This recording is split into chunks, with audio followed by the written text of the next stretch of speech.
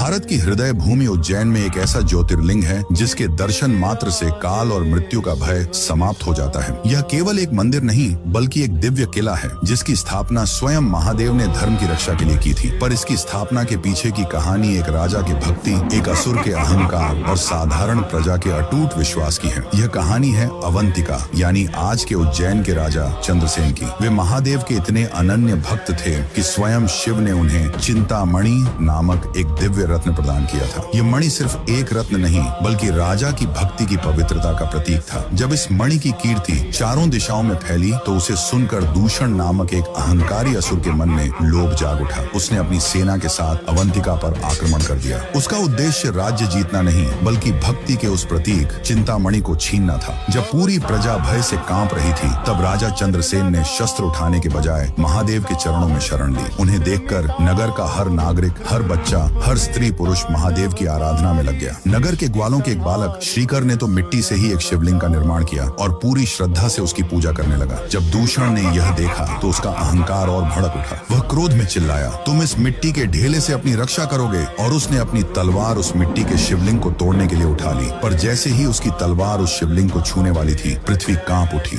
एक भयंकर गर्जना के साथ वह मिट्टी का शिवलिंग फट गया और उसमें से स्वयं रुद्र के सबसे प्रचंड रूप महाकाल प्रकट हुए। उनकी आंखों में ब्रह्मांड का क्रोध था। उन्होंने दूषण को देखा तक नहीं, केवल एक हुंकार भरी और उसी एक हुंकार की अग्नि में दूषण और उसकी पूरी सेना जलकर भस्म हो गई। उस दिन राजा चंद्रसेन और प्रजा के आग्रह पर महादेव ने वचन दिया कि वे उसी स्थान पर सदैव निवास करेंगे, अपने भक्तों की काल और मृत्यु से रक्षा करने के लिए। क्योंकि वे काल के भी स्वामी बनकर प्रकट हुए थे, इसीलिए वे महाकालेश्वर कहलाए। आज भी यह विश्व का एकमात्र दक्षिण मुखी ज्योतिर्लिंग है। दक्षिण दिशा यम यानी मृत्यु की दिशा मानी जाती है और महाकाल उस मृत्यु की ओर देखकर यह घोषणा करते हैं कि जो मेरी शरण में है उसका काल भी कुछ नहीं बिगाड़ सकता। काल के अधिपति श्री महाकाल के सम्मान में कमेंट्स में जय श्री महाकाल अवश्य लिखें।